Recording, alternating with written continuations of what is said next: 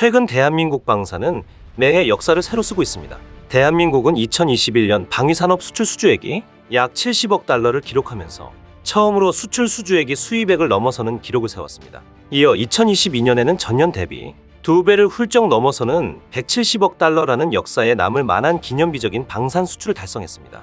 이러한 성과의 기반에는 우리 방산기업이 개발한 우수한 무기체계들이 있습니다. 최근 국방일보에서 K방산을 이끈 명품 무기라는 내용을 보도했는데요. 오늘은 여기에 소개된 그동안 우리나라의 수출 성공의 낭보를 전해오며 K방산을 이끈 세계 수준의 명품 무기들을 소개해드리려고 합니다. 자세히 알아보겠습니다.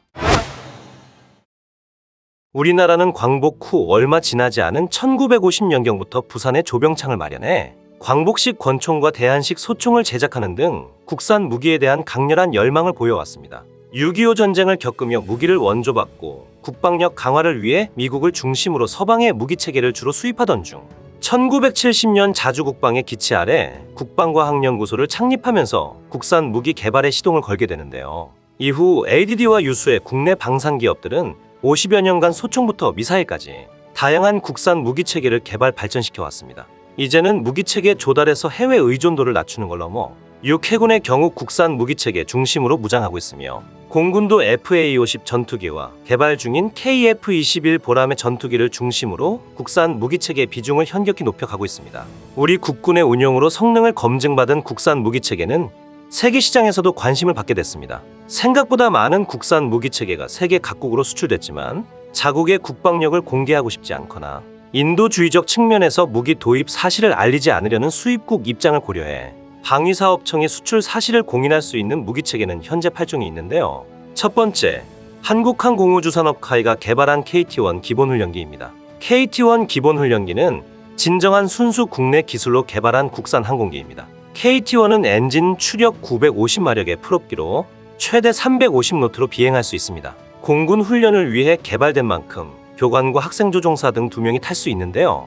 스핀 회복 능력과 연비가 좋아 학생조종사의 비행훈련에 최적화되어 있다는 평가를 받고 있습니다. KT-1은 우리 공군 사문연비행단에서 비행교육 기본과정과 공중기동기 고등과정에 활용 중입니다. 계열기체인 KA-1 공중통제기는 공군 8전투비 행단이 근접 항공지원 등의 임무에 투입하고 있습니다. KA-1은 장시간 채공을 할 수 있도록 50갤런 외부 연료탱크 2개와 70mm 로켓, 12.7mm 기총 등 무장을 탑재할 수 있습니다. KT-1 계열은 방위산업을 넘어 대한민국의 항공기 수출 시대를 열었다는 기념비적인 기록을 갖고 있습니다. 먼저 인도네시아를 시작으로 튀르키예, 페루, 세네갈 등 총 4개국의 수출이 이루어졌습니다.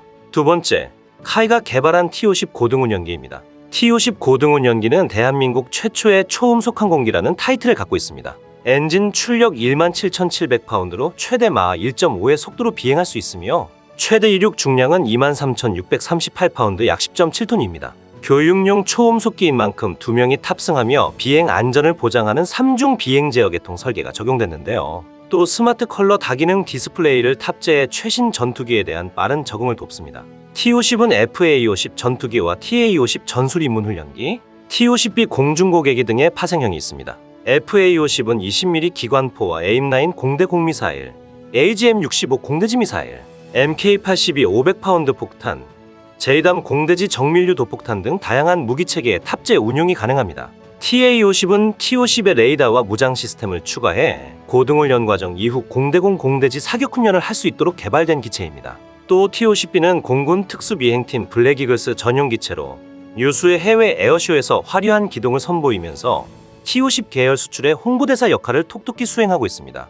T-50 계열 항공기는 인도네시아, 이라크, 필리핀, 태국, 폴란드 등 벌써 5개국 수출이라는 성과를 거뒀는데요.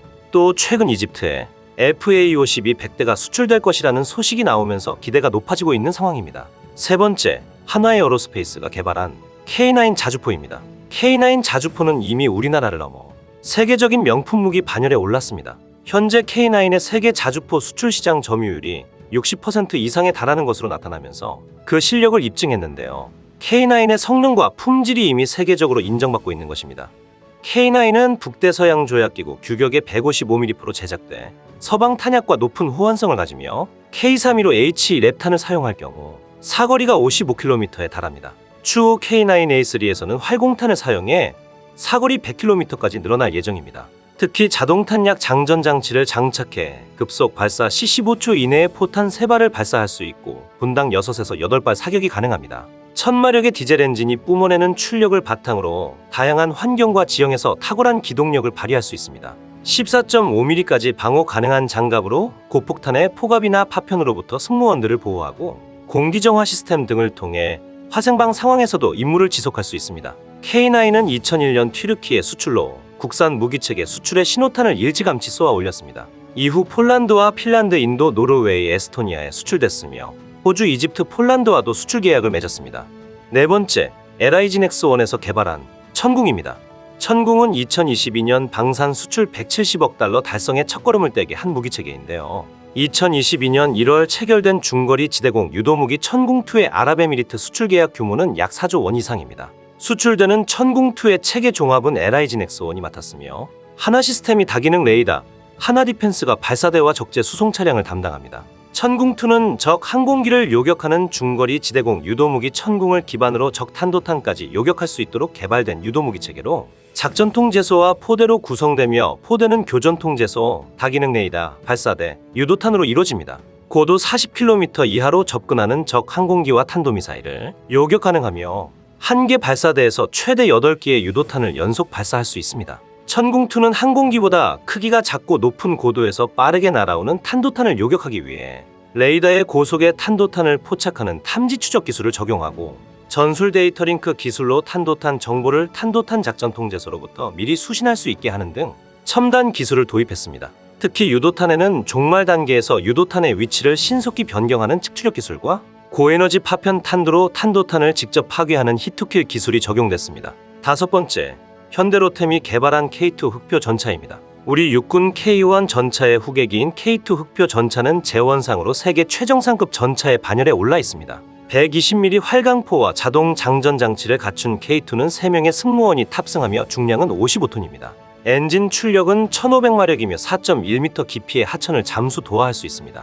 장포신과 신형탄을 적용해 화력을 획기적으로 높였으며 신소재 장갑재와 능동방어 시스템 도입으로 생존성도 강화했습니다.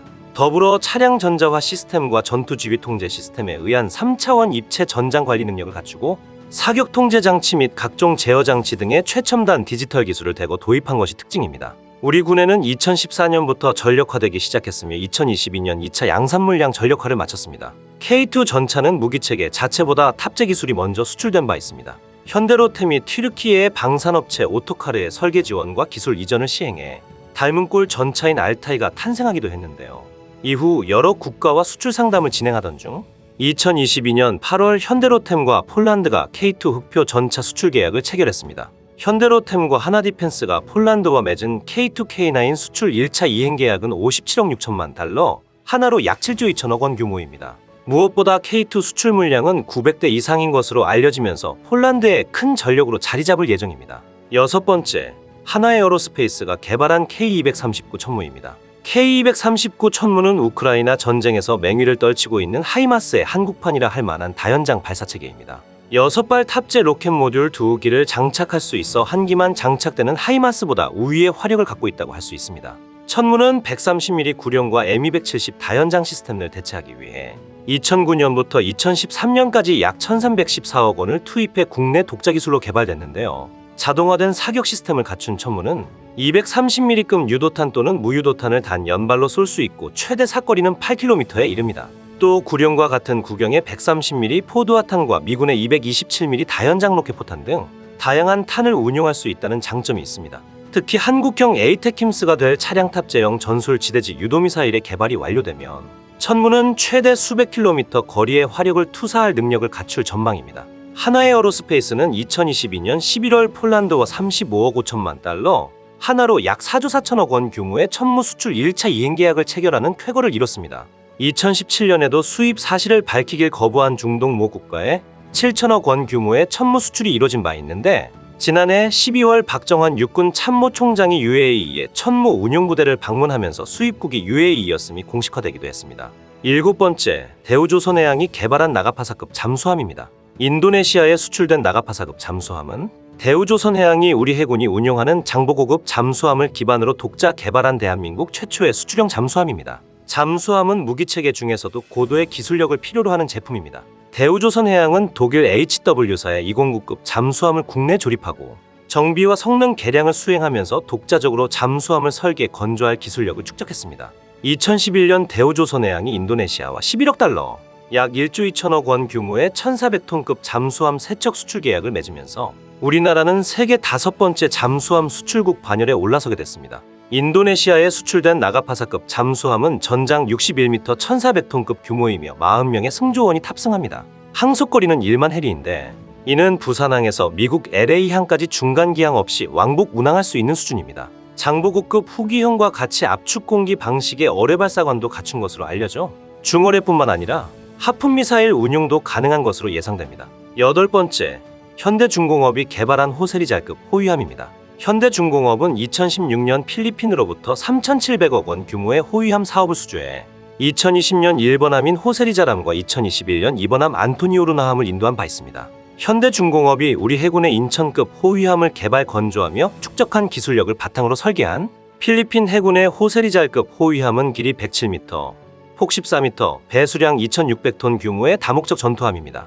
최대 속력은 25노트이며 4,500캐리 이상의 긴 항속거리를 보유해 장기간 원의 경비 임무를 수행할 수 있습니다.